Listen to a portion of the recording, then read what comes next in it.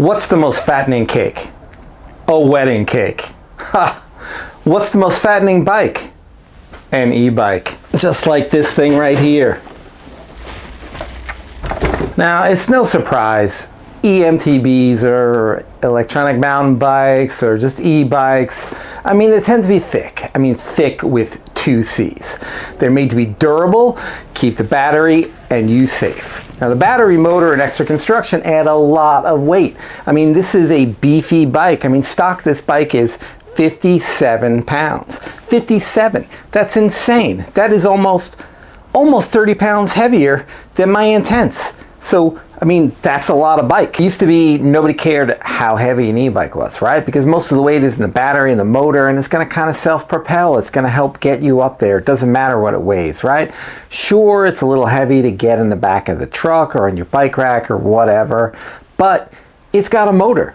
You know, no problem, right? And so, you know, the bike industry loves to keep raising the bar or at least shifting it around. What's old is new again. What's heavy should be light.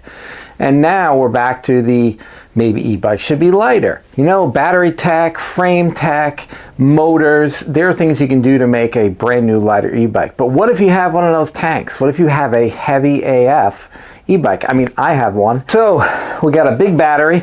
We have a chunky aluminum frame. It's full suspension, so obviously that adds a little bit to the weight. We got some cranks here. They're not the worst cranks, but they're not the best. Now, I did change the seat. You remember that? Put on this 3D printed carbon seat. That saved, I don't know, almost a pound, which is pretty crazy. But you can see here, it's stock. It's heavy. So with a stock e-bike, where can you save weight? There are a couple areas. You get your wheels, you can save weight there. You can go from tube to tubeless. You're gonna save some weight there. You can change your cranks. You're gonna save a little weight there. You can change out your bars. Again, more weight. Change out your seat like I did. It's a 3D printed carbon seat. We saved almost a pound just by changing that seat. You can get a lighter dropper post. This is an SR Suntour Xeron, 0N, I don't know. The fork it's okay. It's not terrible. I mean, at least it comes with a travel indicator. When you get to the lower level forks, I mean, they don't even give you this. It's not a terrible fork. I mean, it rides, right? It does what it needs to. It kind of keeps the wheel on the ground most of the time. Maybe it's not the best, but it's okay. It's going to get you going.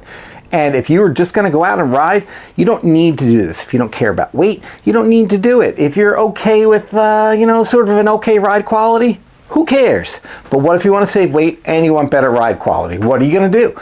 You're going to change this sucker. So it's 29 and it's tapered, so it's pretty easy to get a replacement, right? Now, if you want to save money on a fork, a new fork, I try not to buy used suspension parts. You can get an OEM fork, right?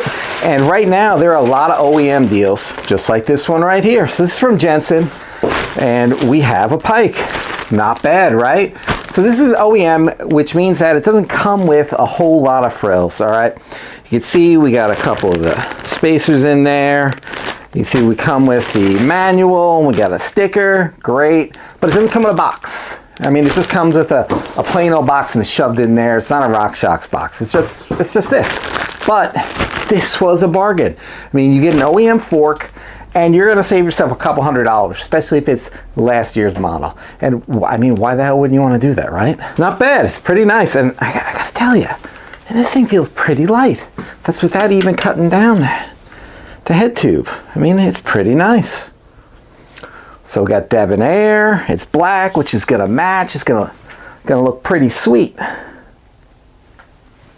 Not bad. So what we're going to do is we're going to take this one off, we're going to measure this one up, we're going to cut it down, and then we're going to weigh both of them before I install this, just so we know what's going on. We'll see exactly how much weight was lost. Now, I usually don't do one of these kind of begging things, but, you know, help me out. Like and subscribe. Thanks. Because I'm going to take this thing down because I don't like putting the e-bike on a stand because it weighs so goddamn much and I don't want it to fall off the stand, whack me in the head. So I'm just going to put it on the ground. We're going to take off our stuff and we're going to take that fork off.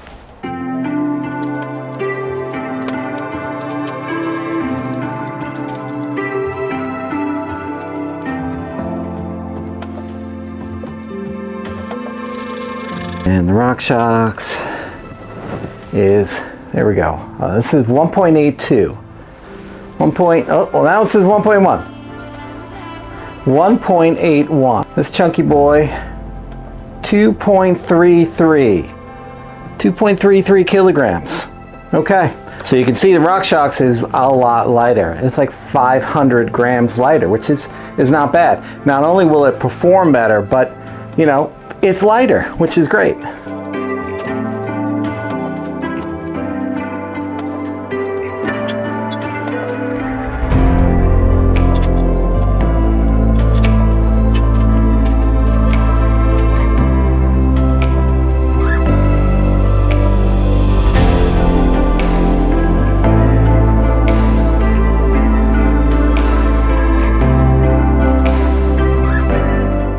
Well, all right, it's finally on. We shaved a little bit of weight off of this.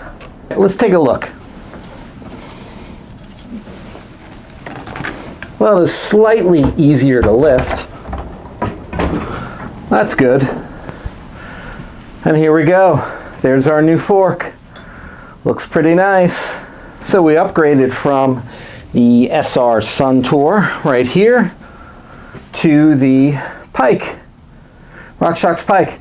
Which is nice. It looks good on there. I think it's going to perform a little bit better. Now, was that weight savings worth the $329 for this? I mean, yes and no. No, not just for the weight. Yes, for the performance. So we got a little bit of decrease in weight, and we have an increase in performance. I mean, that's worth it.